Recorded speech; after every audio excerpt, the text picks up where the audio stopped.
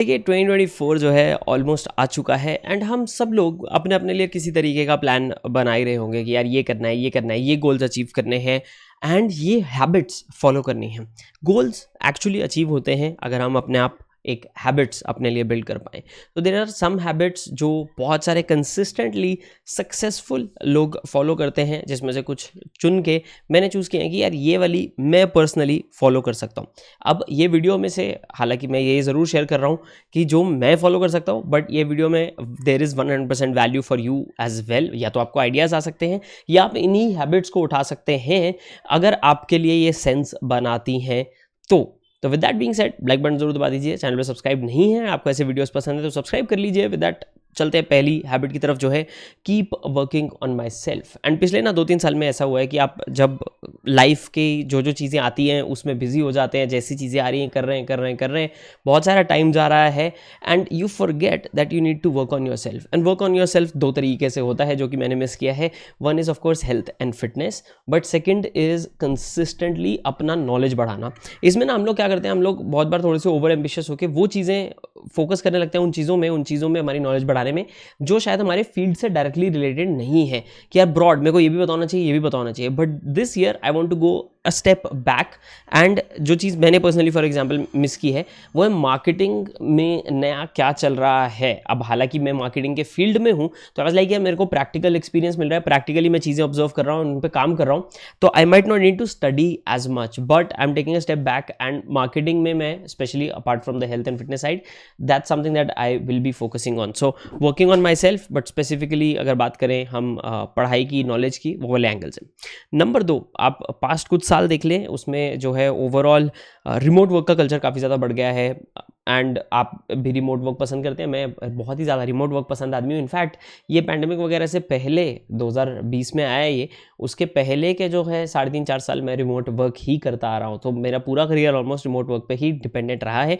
But that also means कि मेरा physical connection का जो नेटवर्क है, बिकॉज मैं इवेंट्स वगैरह भी ज़्यादा अटेंड नहीं कर पाता हूँ, वो रिलेटिवली वीक है। So what I want to focus on this year is to network more. भले मैं वर्चुअल नेटवर्किंग कर रहा हूँ लोगों के साथ एंड जूम कॉल्स वगैरह कर रहा हूँ, फ़ोन कॉल्स कर रहा हूँ, मेरे शहर में हो सके मिल रहा हूँ, किसी और शहर में जा रहा हूँ तो उन लोगों को मिल रहा हूँ, and have more intellectual discussions across the board. इससे 2-3 फायदे होते हैं। एक तो यार जान पहचान बनी रहती है, आप थोड़ा फ्रेश रहते हो, जान पहचान वालों के साथ भी थोड़ा सा कनेक्शन अच्छा बना रहता है and it feels much better. But second point is बहुत सारे आइडियाज़ सर्कुलेट हो जाते हैं। एंड आई थिंक अगर हम करोड़पतियों की बात करें तो उनका जो सर्कल होता है, उनका जो नेटवर्क होता है, उसमें जो ये आइडिया शेयरिंग है, that is actually one of the most important things. आप मल्टीपल लोगों से बात कर लो जो कि काफ़ी सक्सेसफुल हैं, वो अपने नेटवर्क को और अपने सर्कल को काफ़ी ज़्यादा इंपॉर्टेंस देते हैं। Hence this is on my list for this year. Number 3 is pushing out of comfort zone, जो कि आप ओवरऑल ये भी एक ऐसी चीज़ है कि यार थोड़ा थोड़ा जैसे चीज़ें चलती हैं, this is something that we tend to forget a lot of times. So I need a constant reminder, so I will have a constant reminder around this for myself. तो भले वो कंफर्ट जोन ये भी हो सकता है कि यार आपने वीकेंड को बाहर नहीं गए, या आपने एक्सरसाइज उतना नहीं किया, या 1 घंटा करना था बट आधा घंटा किया, बिकॉज चिल है, लाइफ ईजी है ना, सेफ है।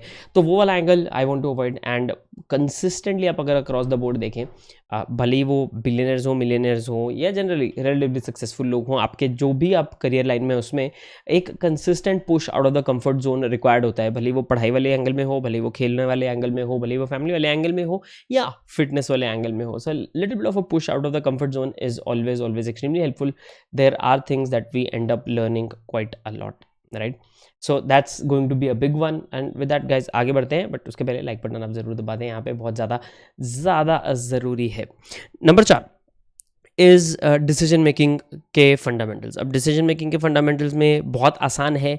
आजकल देखिए इतनी सारी एडवर्टाइजिंग होती है, इतनी सारी चीज़ें शेयर होती है, हमें बार बार किसी ना किसी तरीके का एक्सटर्नल स्टिमुलस रेगुलरली मिलता रहता है with social media and everything. So it becomes very easy कि हम फोमो में आके या इमोशंस में आके डिसीजंस लें। भले ही वो हम इमोशनल होकर कोई परचेज कर रहे हैं, भले ही हम इमोशनल होकर कोई चीज़ स्टार्ट कर रहे हैं, भले ही हम फोमो में आ रहे हैं कि यार अरे ये क्यों कर रहा है, मैं क्यों नहीं कर पा रहा, या इस तरह की चीज़ों के बेस पे हम जो डिसीजंस लेते हैं, भले वो लाइफ डिसीजंस हो, करियर डिसीजंस हो, anything, could be anything. So that's something that I do want to minimise and focus on conscious decisions much more. So जो भी आप बोले जो नॉन ट्रिवियल डिसीजंस हैं, that something that I want to focus on, कि मैं उनको एक कॉन्शियस तरीके से लूँ, एंड दिस इज समथिंग जो हम सब लोगों को आई थिंक काफ़ी ज़्यादा बेनिफिट करेगा, स्पेशली जो ये वाली जनरेशन है, लाइक जो मेरी जनरेशन है एंड द यंगर वन, जो जिनको हम लोगों को सोशल मीडिया का थोड़ा ज़्यादा आदत है।